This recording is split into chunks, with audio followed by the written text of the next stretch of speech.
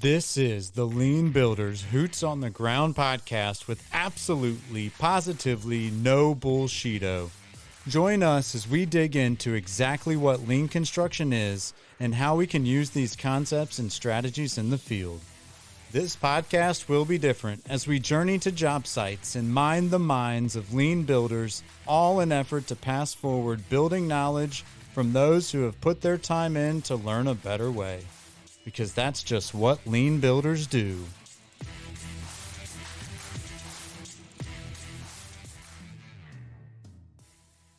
What's up, y'all? Adam Hoots here, the lean builder, Hoots on the ground with no bullshito. And today we are going to recap 3 or maybe 4 episodes, depending on who you ask. We're going to recap the mental health episodes that we did throughout the month of September. And again, we're going to do so in a little bit of an unorthodox fashion, which you're probably coming to expect by now. And I guess real quick, Brian, why don't we take the people through what our plan is today to shake this last episode out? Yeah, so Adam, Julie, and I are going to start with liberating structure because we love it. We've all been trained in it, and it just seemed to really make the most sense. We landed on what, so what, now what as the way that we want to reflect and go back and take a look at what we did. What's made possible with what, so what, now what is you can help groups reflect on a shared experience in a way that builds understanding and spurs coordinated action, while avoiding unproductive conflict. And that action is really the important part there, Adam. That's the really critical deal for all of it. Yeah, and I love this because it's quite honestly, it's just how my brain operates, right? It's what the heck just happened to me? And then my bluntness, I'm always like, so what? So what? And sometimes that's not good. But now what? Yeah. But if you approach that so what with the intent of learning what just happened, then you can really not be so flippant about it, I think, and it can help you. Sometimes people just don't like that question. So what, Ryan? That's a little borderline, but I love the introduction that you gave because it is a great way to get some healthy conflict out there and to drive action, right? To make commitments to one another as well as to the group to determine what is the next rightest step. And so I'm excited to go through this with y'all today. We do have a mural board that we are visualizing things. I'll probably include that in the show notes because we did spend quite a bit of time in here thinking. And today I'm hoping that this episode is a reflection of those thoughts. I guess, what are y'all's expectations? Maybe Julie starting first. What is your expectation of the show today? Of today's show, my expectation would be to have some actionable items that we could each individually own and that we could challenge the people listening to this podcast to go try. Love it. How about you, Mr. Winningham? Yeah, just to bring it all back and put a bow on it and say, this is some of the stuff that we learned as we did this. And we want to share it with everybody because I think some really profound stuff came out of some of this too. Yeah, I agree. Super excited for that today. And so let's open it up with the question, what was the experience like for each of you? What did it feel like? For me, it was a little transformative, to be honest. I learned some stuff. I learned some stuff I didn't really know. I learned some stuff that I already knew that I hadn't thought about. And I got some new ideas to think about too. Just the kindness that happened in all of the episodes and from sharing the episodes, that gives me hope for our industry. It really does, because that was the big message that sort of came out of everything. I would say it was transformative for me as well in an unexpected way. I know that people want to talk about mental health, particularly people that have mental health challenges. And I'm certainly one of those people. And this was a cathartic process for me. And I hope the people listening to the podcast aren't too traumatized by some of my passion about this topic, but it really helped me process some of the struggles I've had with this industry for many years. And for that, I'm grateful to all the people that joined in the podcast with us. Yeah, Julie, for some of those people in the back, can you explain the word cathartic for us? Or I mean them. Sure. And for us, cathartic is like a release. It's like when you finally have this epiphany and just this weight is lifted. So for something to be cathartic, it's a shedding, at least for me. That's the way in which I'm feeling it. And as a result of this series that we've done, I've talked my way through to a new place. Tell me more about that place. You have my interest big time. I think about biases. And familiarity bias is something that you're just so familiar with the process, you don't think about what you do. And I realized that I have a very bad habit. And I guess I've known I had this habit, but I didn't realize how bad it was. I really interrupt and step over top of other people. And I did that over and over again. And I let my passion about this topic overwhelm my desire to be kind. And so now I can do this little act of intention where I can check myself with my passion. And yes, I have something to say, but I've got so much of it out there now and I've processed it that I feel like I can be a kinder person as a result of having engaged with you. Wow, that was powerful. I love that. That's a milestone moment. So how did it affect you? Yeah, Adam? Adam, I'm curious too, because you revealed some stuff that you hadn't even hardly revealed to yourself on some of the episodes. What was the process like for you? That had to be a little scary. Yeah, I think there was some level of validation in there, some level of learning. I think again, being around real people who are on real projects, who are experiencing real things, just like I am. It's like that to me was the power and magic in it. It was like Mhm.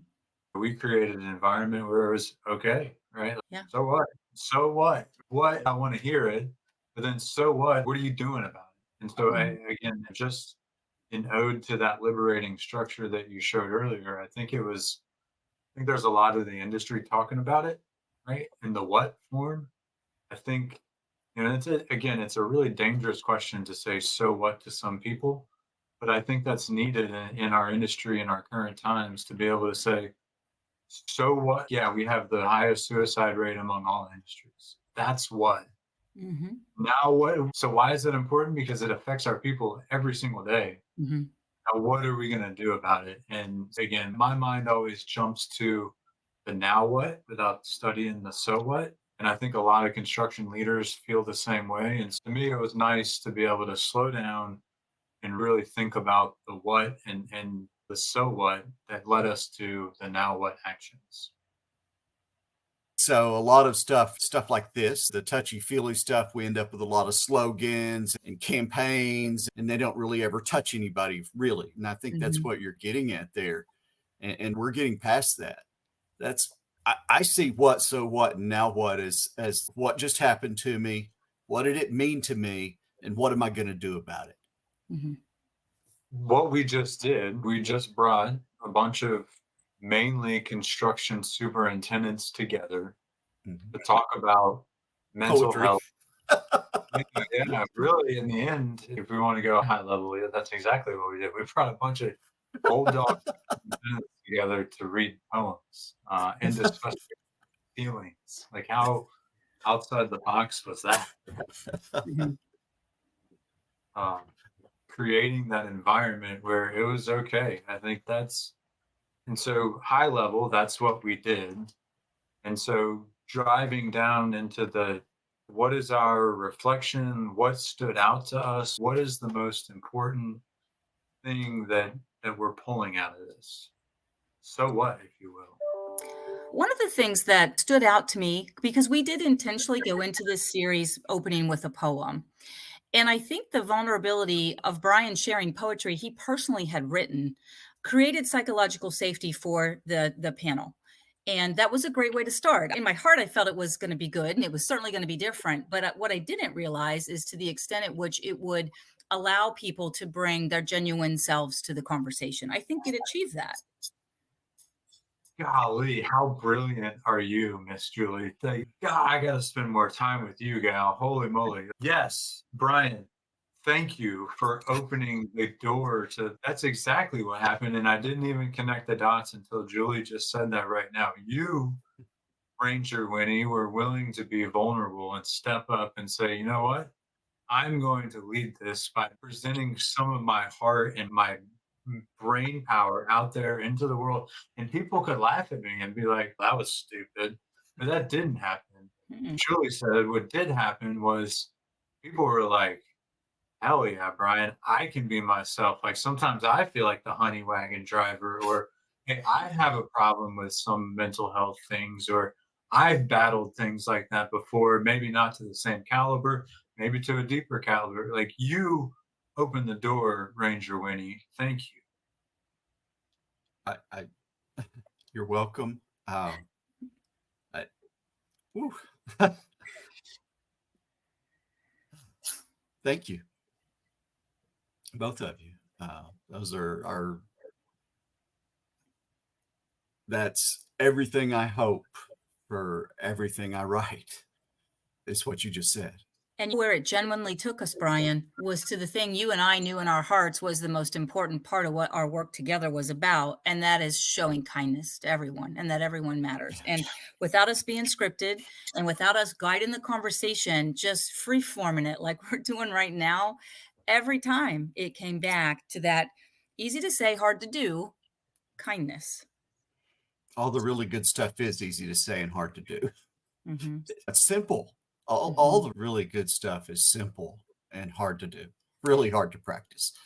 What's not so simple, though, is the topic that came up early, and that is that this industry disrespect is institutionalized, which Yeah. takes already something that's hard to change, bringing kindness to work. And when something like this is institutionalized, we can't just say it. We can't mandate a training. We can certainly lead by example, but it's not going to be an easy fix. So I think that's something that came up over and over again too, not necessarily out loud. What leadership behavior are you modeling? yes. As the leader, are you uh, if you're there 50, 60 hours a week all the time, people aren't going to leave before you. You're the boss. You're the leader. If you're never talk about yourself, share yourself and open up yourself to other people, nobody else is going to do it because Mhm. you're the leader. And we really have to, whether we've been taught about leadership or not, and we don't do a good job of teaching about what leadership is in construction. We promote people and expect them just to figure it out because that's the way it was done to us. But whether you've been taught about it or not, as a leader, it's incumbent on you to figure it out and go find out what you can do to grow that muscle that needs growing, because leadership is a practice too, just like everything else. It's a set of habits that you do every day or all the time. And it's having tools to know that when you screw up, how to get that fixed. And that's leadership. Yeah, it's listening, right? I think a lot of times leaders think they always have to drive to action or call a group to action and Braveheart charge the mountain, but really it's empowering others and allowing, it's doing again what you did, Brian, standing up in front of a group and being willing to be put on the stake and having confidence enough to know that you're going to make it through it. And Mhm. Um, that may or may not have been a reference to the lost episode. I don't know. You might have to find out for yourself. But yeah, like being willing to be crucified at the stake, I think, is the ultimate sign of leadership. I'll add to that. So not only did Brian create some psychological safety, he did it in an environment with the two of us who care for him. And even had it not gone well, Brian knew himself that he was okay, even if no one else but the two of us were okay with it. That's an important lesson in leadership too, I think. Is surround yourself with good people.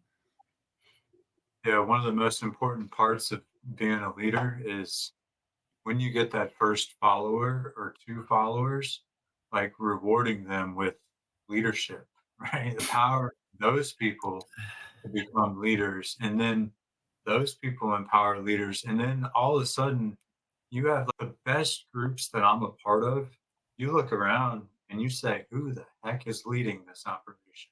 Mhm. Because and the answer, the true answer is everyone. And man, talk about power and the ultimate environment too, where you can be yourself. Authenticity rules. Mhm. So what else stood out to y'all? What else was important that we discovered with, let's see, it was Sam, Manny, Buddy, Joe Pryor. Again, you have to find these. These weren't just all fed to you. You got to do some work too now. But what else stood out to y'all? Their vulnerability to be on here talking about the same thing we were too. And they showed their leadership as well, and expanded the psychological safety by saying, yeah, by holding their hand up and saying, yeah, I've done that. And to a person, every one of them said that they stood on both sides of that too. And they shared their mistakes as well as their successes, and just nothing that if it had just been the three of us, we could have stopped after these 2 episodes. But with those other folks, they added so much depth and breadth to the conversation. I just learned so much from all of them. Practical tools and tips and tricks and ways to do things, and just like Buddy's writing people's names next to their trade so that it helped him remember that's his. And Joe's, oh my gosh, Joe's a baller. Joe had so many different systems that he uses for stuff. And it's really cool to see someone who's just a natural systems thinker like that, to really watch them operate. Yeah, building on that, I was really I'd say that's my biggest takeaway was learning from Joe personally. He spoke about how not only is the construction industry broken, but we live in a broken world. And whether he was speaking to people of faith or not, as a leader, he had 4 tenets that he essentially trained people on. And that was to reject passivity, accept responsibility, invest eternally, and to lead courageously. And that works for any leader. And he said it so well. And I think he was probably younger than all of us. So he wasn't really an old dog. He grew up in the industry for sure, but he was a young man with a bright future for sure. And on the heels of that, Brian, I think you said this: kindness isn't always being nice. It's flowing, getting clear with your expectations, and help people self-discover the answer, not telling them what to do. Those were my biggest takeaways, I'll say, from a leadership point of view here. Yeah, being nice is often a fake response to something. It's not really real all the time. You can be nice and hate someone's guts, and I can still be nice. Doesn't mean that I don't have hate in my heart, which affects me and affects my relationship with that person, affects them. It, affects the whole world around me. And that's what we've got to understand is the difference. Kindness isn't being nice. Sometimes kindness is being pretty hard on someone because they need it. It's what they need at that time. And as a leader, you've got to understand what that is, when that is, and how to do it, and do it the right way, and screw it up and mess it up and try to repair the relationship when you do. And just, that's the way it works. It's a lot like being a parent, showing tough love to your kids. Yeah. Which isn't easy. Yeah. You want things to be easy for them all the time, and that's not always the best answer. Sometimes things need to be hard for them in order for them to learn the same way you did. Yeah. Well, I got another takeaway, and Adam, something you said just has really resonated with me, and I've restated it over and over. In fact, just even earlier today, and that is that lean doesn't solve our problems. It shows them to us so that we can then work on solving them. And that is so elegantly simple and true. Yeah, because lean requires faith, because it doesn't work at first. That was part of that conversation. It doesn't. Stuff requires practice. You don't, just like football or basketball or baseball, you don't step out on the diamond and hit a home run your first time ever picking up a baseball bat. It's not how it works. You have to work at it. You have to get good. That's a good segue back to something. I think it was in the conversation with Manny and Sam. We talk about what could we do to change the industry, really systemically change the industry. We talked about focusing on high schools. And I know I had shop class and drafting class on manual boards in the 70s when I was in school. And Adam talked about a friend that put tools in schools, a program that's trying to do that now, and to teach people to think and not to test, to do what you're passionate about. I am reflecting on how I can more actively engage in that space. That gets me so excited. I can't even explain it to you because there are kids out there who are maybe artistic or they have these other skills that would feed into architecture or engineering so well. And there might be led down the wrong path because they don't Mhm. know it's an option. Or, yeah, that gets me super excited. I've got here in South Carolina, the Department of Commerce has regional workforce advisors. And there's a guy, Jay Blankenship, who's been instrumental in getting us into schools. And I just wonder if he, through his network, can find who that person is in Ohio to help you figure that out. Mhm. CCER is another good one. They've got on their website, in fact, you can go on and find local schools who are looking for people to come in and speak to them. Yeah. And so there are definitely these opportunities.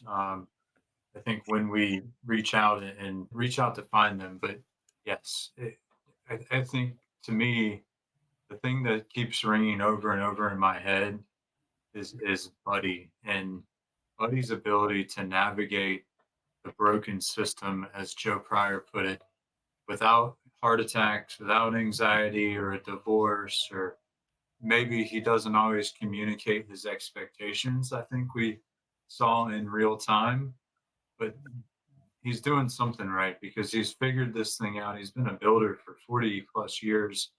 And again, yeah, he's been through it and he's still married. And I think we referred to him as the unicorn. And he shared some healthy coping mechanisms of knowing that, hey, my wife's just going to be mad for 3 days and I just have to go through the cycle.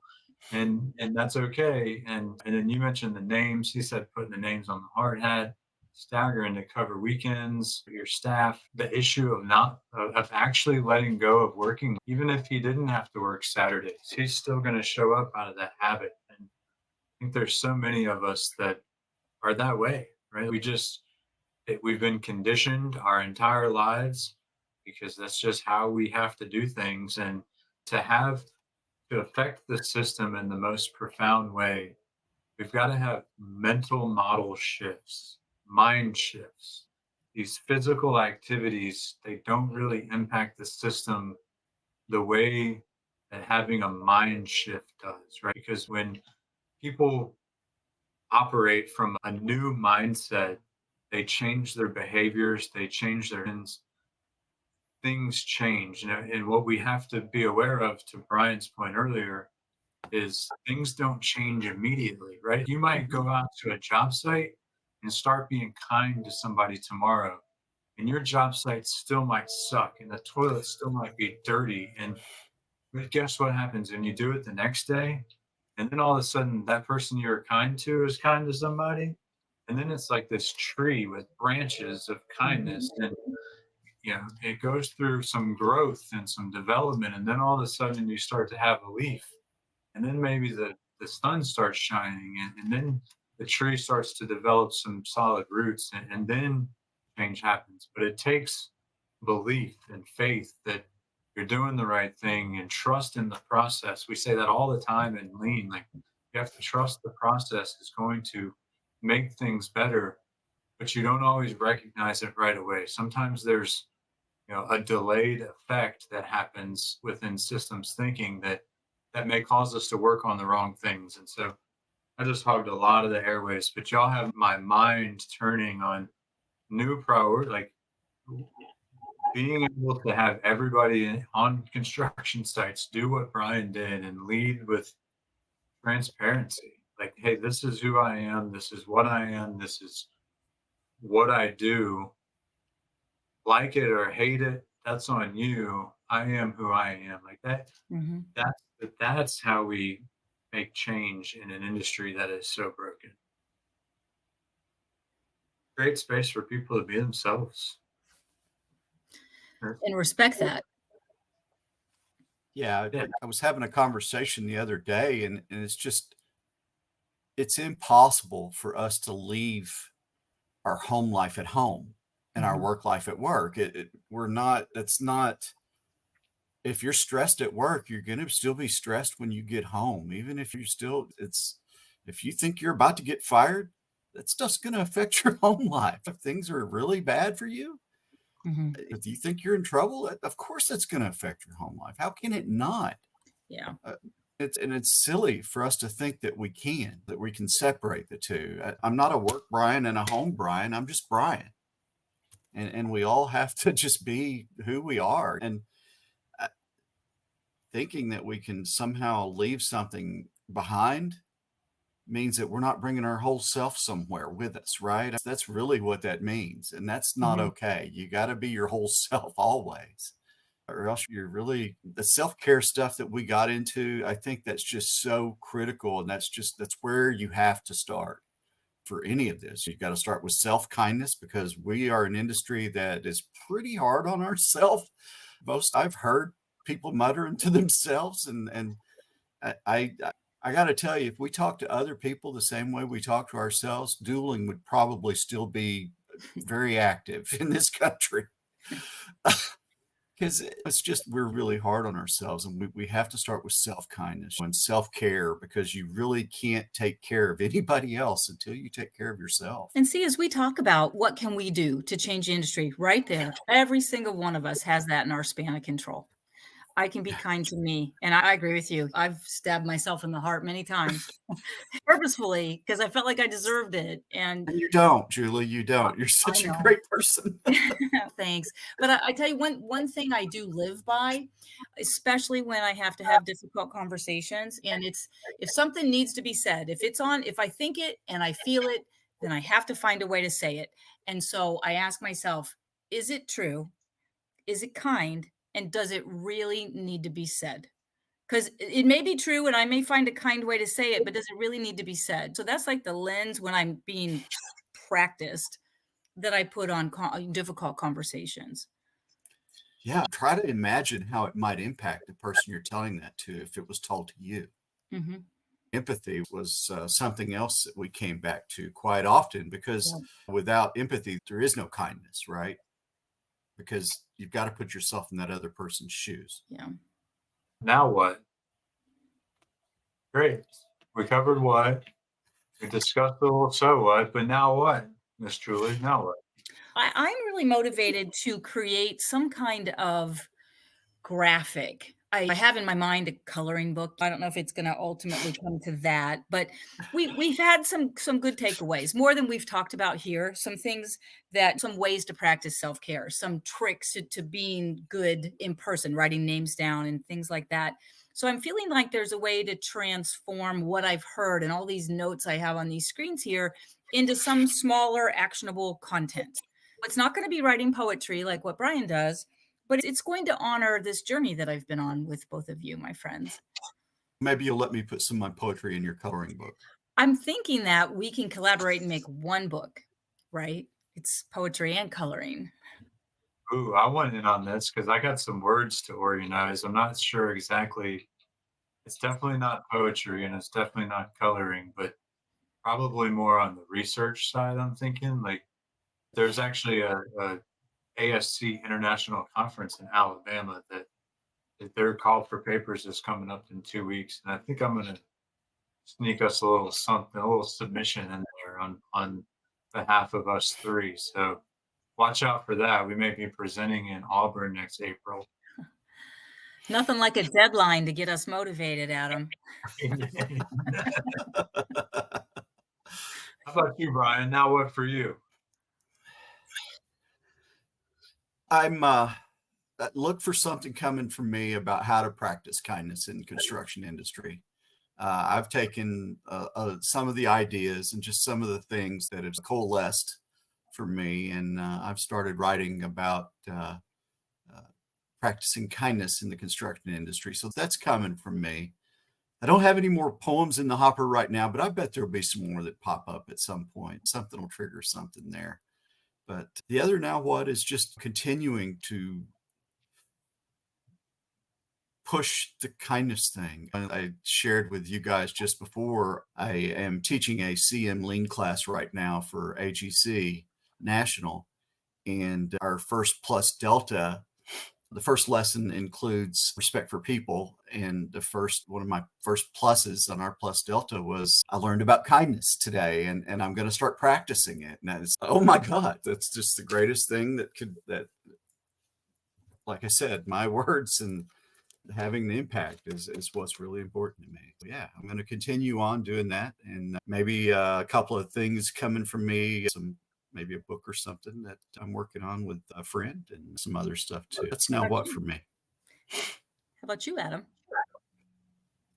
I mentioned the research paper. As Brian was just talking, I was sitting there picturing it in my mind of the old dog instruction book, right? Like a bunch of kind of cartoons of old dogs, how they almost combining your two ideas, and how an old dog practices kindness, but is still firm and fair on a job site. I think that could be a really powerful something to flip through. So I think there's all kinds of things. I think hanging out with you two continuously is certainly a must.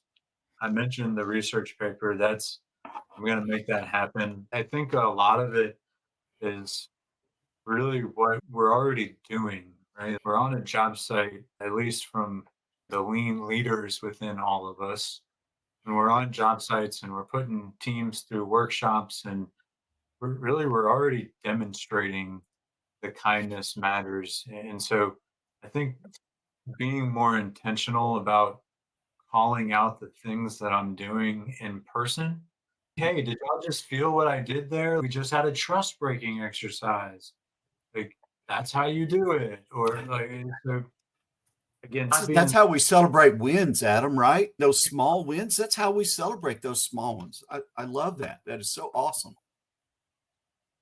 exactly. And so instead of camouflaging it into just this is how I do it, like call myself out and be like, hey y'all, pay attention to what's about to happen right here. And then go do it. And then did y'all feel that? That's what we did here. And so again, being okay with that instead of trying to, I like the word camouflage it, because that's oftentimes what I do is the minimization of myself and the empowerment of others.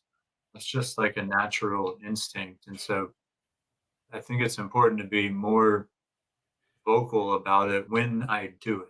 That's not self-kindness, Adam. That's the opposite of self-kindness when you do. That's putting your flame under a bush.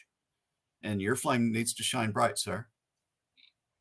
Yeah, but when I set that bush on fire, baby, watch out. Moses is coming. But seriously, that's not practicing self-kindness, really. When you push yourself back, even though this is what's happening, you're helping them do that. And it's okay. And again, call out those small wins. That's a win as a team when everybody is there at that place. That's awesome. I'll tell you one other thing that stood out to me, and I'm pretty sure, Brian, you brought this up again, is the power of the three, I'll call it, right? Like the physical being, the mental being, and the spiritual being. And I think that a lot of times it's like the three-legged stool everybody always says, or some people say it's a four-legged stool with quality schedule, budget, safety. Um, I feel like being a whole human is very similar. You can have all three, right? Spiritual, mental, and physical, but it takes very intentional focus to balance those. And so we talked about a few of the things. Brian, you mentioned your meditation, breathing. We've talked about a few of those things. That really stood out to me as well, is just like the power of those three states of being, I'll even call them. Like, it's important to recognize and fuel those three beings. Yeah, we have to intentionally grow in those. We have to pay attention to that. That if you don't intentionally work out, go to the gym or whatever you do, it's not going to happen for you. You're not going to stay in shape. And it's the same for our spiritual being and our mental being. We have to exercise and grow all three of those. It's so critical. And to be honest with you, I went 30 years pretending I didn't have two of those. It was just physical. And I didn't really care about my physical body. And I think you're a pretty good example of the typical industry, not to like throw stones at you or anything, but I No. think a lot of us, I'll even lump myself in that, hide from our spiritual being and most certainly our mental, or I'll even use the word emotional being. Mm. Um, and again, even me sitting here saying these words, it doesn't really add up or compute because I'm just not there yet. Right? I am just not there. I don't know what else to say to that, but there's still some work to be done. And so I think from a now what perspective, that's something that I've always had two of the three. I guess the mental side of things, I've always, for those of you that have seen that video, and spiritual side and the physical side have all, physical just got repaired. So feeling good, spiritual side's pretty solid. But yeah, I think again, knowing like, it's almost like a personality profile in a way, right? That would be interesting, Brian. How can we come up with an assessment of, hey, are you spending enough time on your spiritual, mental, and physical being to be a balanced human? Like how much?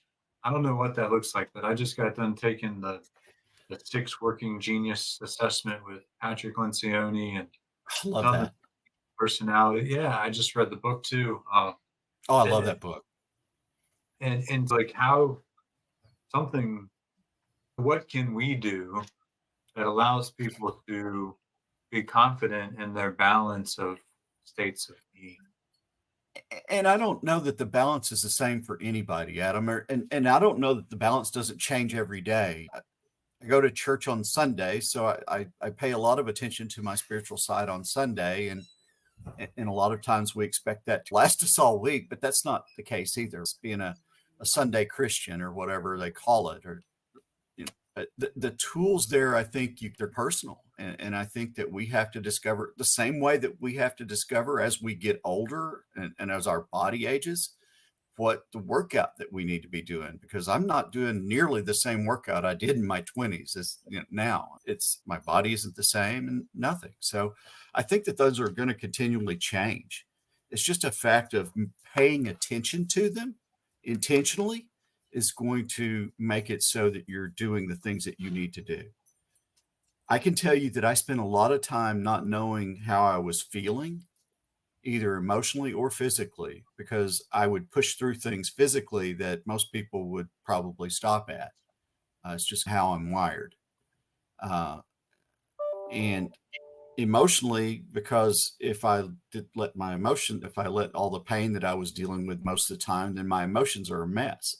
I just shut those off.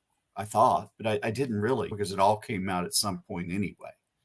And that's the way it works. You can't, even if you ignore it, it's still happening for you. That ignoring something doesn't mean it goes away. It just means you're not dealing with it, and it's going to continue to get worse or fester or whatever.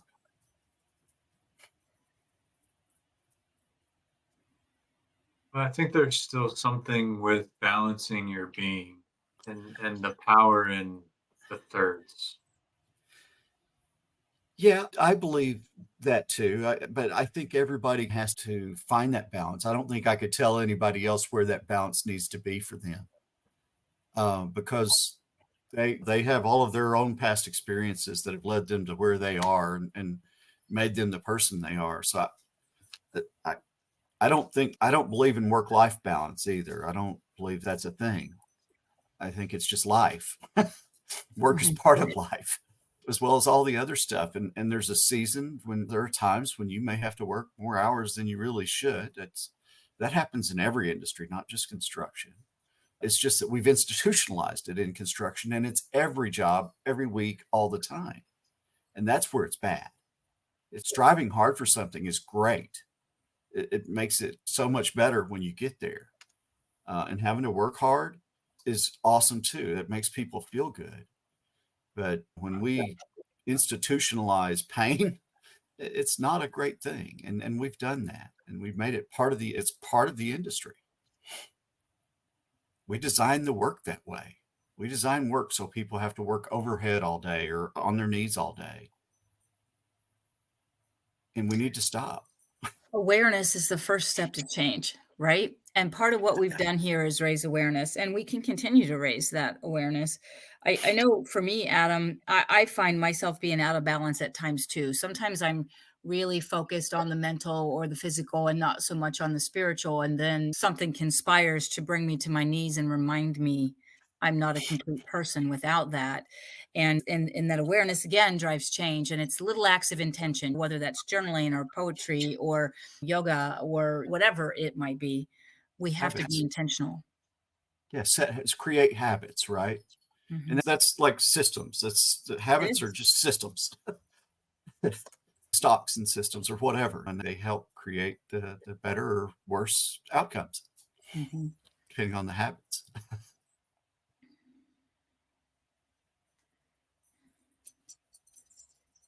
I thank you, Mr. Adam Hoots, for creating this platform and letting your friends come on and talk about two things that are very important to us, mental health and what we can do about it.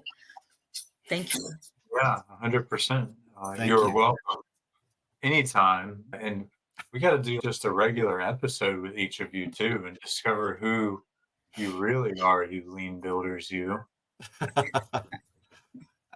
Anytime you want, Adam. I will come back for you and do anything you would ask me to do, pretty much. And that's awesome. I love that. Thank you, Brian. Thank you, Miss Julie. This has definitely been a learning experience, and you got me kind of puzzled in deep thought right now. Again, everybody, I definitely hear what you're saying, Brian, that everybody might not have a specific balance, and it changes in both capacity and strength, even. I'll say there's still something with being able to touch base with those three beings on a daily, weekly, monthly. Again, that making Yeah, sure you're checking in um, to yeah. provide an intentional focus on those three. I think So is one of the biggest lessons I'm taking out of this. for me, one of the things I started doing is after I meditate now, I say a prayer just as a habit so that I'm saying a prayer every day and make sure that I'm doing it. That's Mhm. part of how I'm making sure that my spiritual side grows. Mhm. As I finish, I'll just say the Lord's Prayer most days because that's really easy to remember. And I know that from when I was a kid. And if it's something else, if I believed in the spaghetti monster, I might stop and think about spaghetti sauces for 5 minutes or whatever it is. Here's a simple one. Just what are you grateful for? Look back on the day, whether you do it with your spouse or your children. It's a conversation we sometimes have at dinner here. What went really good today? What are you really grateful for today? And when you're grateful, when you have a grateful heart, the world's a better place. And Something, my sorry, I had just had an epiphany. I'm sorry. What is All it? of these habits that we talking about, like working out, makes you better mentally and spiritually. Working out physically. Mhm. Meditating makes you better physically and spiritually as well as mentally. Mhm. All of these habits that we're talking about, they don't affect just one. And that's Mhm. why I think that the balance thing is not as important because it's going to be different day to day. You're going to have good days Mhm. and bad days. And it's just a matter of averaging all those out. I think the that's more and more you tell me that the balance is unimportant, the more and more I think it's important. Like Mhm. I don't know why, Ryan. Maybe that's just how I'm wired, but every time I hear that from you, I'm like, man, what he just said makes it even more important to me. Like, if you're doing one, if you want to focus on my mental, maybe I go and work out and chop wood, carry water, chop wood, carry water, right? Like old Chinese proverb said. That's right. Um, I don't know. Again, I really wish I. But while you're chopping wood, are you just see this is where building those habits comes so critical because we're talking about building muscle memory. And building muscle memory allows you to start thinking while you're working because you don't have to think about the actions that your body is taking. And that's where you want to get to so that you can do these things and it frees your mind up to consider what might be better and it frees your mind up to see where mistakes are made, because otherwise you're just focusing on the process the whole time and you can't get back far enough to see what's actually happening. Hence, what is lean, right? Like lean is Practice. putting our processes on automate so that we can focus on the people side of making things happen. Creating those habits. And flow. And those habits will help bring you balance. I guess that's the point I'm trying to get to, Adam, is that those habits will bring you balance. But balance today may not be the same as balance is a year from now or even tomorrow. Yeah, again, so how do we get flow and work? It's through small batches and balance. That's it. And what I find really interesting is Charlie Dunn's kind of sent me down this flow state, trying to study the flow state and better understand how do we get people to that position, because and so there's flow in the physical realm, there's flow in kind of the mental realm, where's flow in the spiritual realm, right? Like it's like that, I don't know. Flow feels good spiritually and mentally and physically. It feels good in all dimensions. It really does. Yeah, describe flow in the spiritual form for me, will you?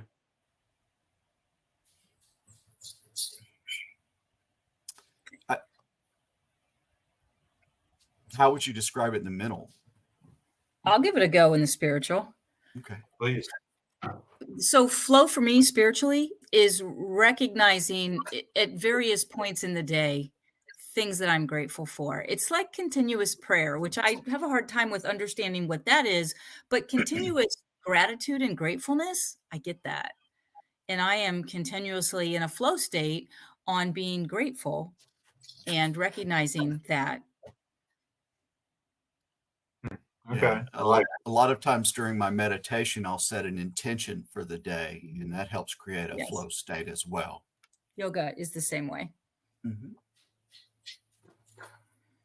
And flow of the spirit is just nothing more than having, flow for me is having my words come out and the meaning be clear that people will get something from. That's what my spiritual flow is, Adam. Is that helpful? Yeah, I think so. And I don't think it's the same for everybody. And it may not be the same for me tomorrow. Maybe it's a coloring book next week that I get some ideas for, although I've been struggling with that one. I'm super excited about this coloring book. I'll be honest. I am too. I am too. I just don't know how much I have to offer. I got a lot to offer there. The inner designer is coming out of her. I love it. There she is.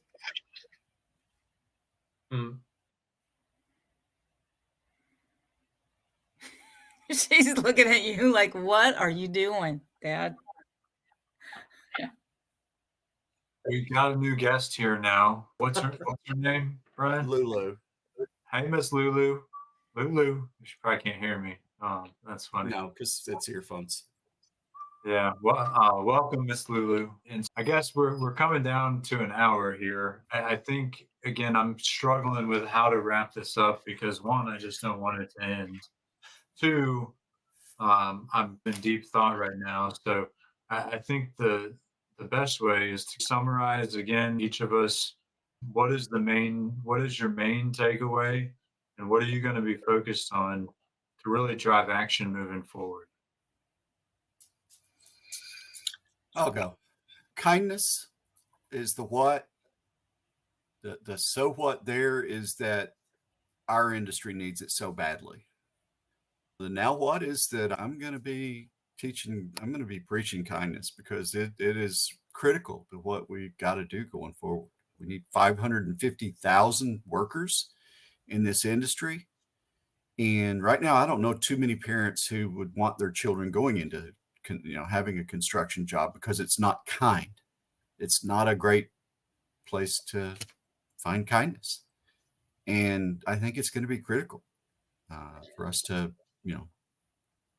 move forward as an industry. We need sea change, like you talked about, mind shift. I'm focused on educating around respect for people. Kindness is a piece of that, but I have a platform here inside my company where I get to talk with really everybody at every level of the organization. And that's what I've been focused on for the past several months. And I'm going to be doing it again here in 2024. And maybe a little more emphasis on the kindness portion of respect for people. But I think this has been validation that some of the things I do, and there are other things than that, but some of the things I do in my own life, I was on the right path. It felt lonely at times, but it's been the right path, and it'll continue to be the right path. And I'm empowered by talking to folks, particularly the old dogs in the industry, who have had a harder way to go than me in showing kindness in their work. And if they could do it and be so successful at it, then I can find a way to do it in design as well. I love that. From my perspective, I think it's really an internal battle still with finding that emotional being that exists somewhere within me and better understanding that facet of life. And again, continue to explore, I think, what kindness in construction can really do when I see it, calling it out, recognizing it, and just applauding it, I think is important because Mhm. flow, it is very difficult to spot kindness on a job site because of the amount of examples of being unkind. And we can celebrate those wins when we can focus on being intentional about adding flow state to all states of being and balancing our focus on beings. I think we can become what now for me is straight up focused on internally, like finding that emotional state, that emotional being. And yeah, again, I think it starts with those closest to me and then we'll radiate out from there. And so I've got some work to do for sure internal so that I can maximize the impact externally. And I think Julie, you're right to be able to see the old dogs and have them express themselves emotionally, spiritually, and even physically. And some of the episodes I think was powerful. Mhm. And again, it's just real people giving real examples of their own real experience. And there's real power in that. So I thank you both for being on this journey. And I look forward to where this journey will take us. And I love the fact that it's not predetermined, right? We don't have, Mhm. hey, this is our goal and we got to be here by December 31st of 2023. No, it's, hey, here's an idea of a book that I just heard that exists. Here's an idea of a coloring book. Here's another idea of a research paper. All are ways of expressing our physical, emotional, and spiritual beings. And so again, thank you both for being on this journey. Thank you, Mhm. Brian, for your leadership in opening this conversation. And Miss Julie, your wisdom is second to none. And I am like always excited to hear from you and speak to you because I know undoubtedly that you will cause me to reflect. And that is something that I don't do enough of. So thank you for that. And You're thank you welcome. for these episodes because you know, that's just what lean builders do. We just together and make things happen. So thank you both. It's my honor. Thank you. Thank you.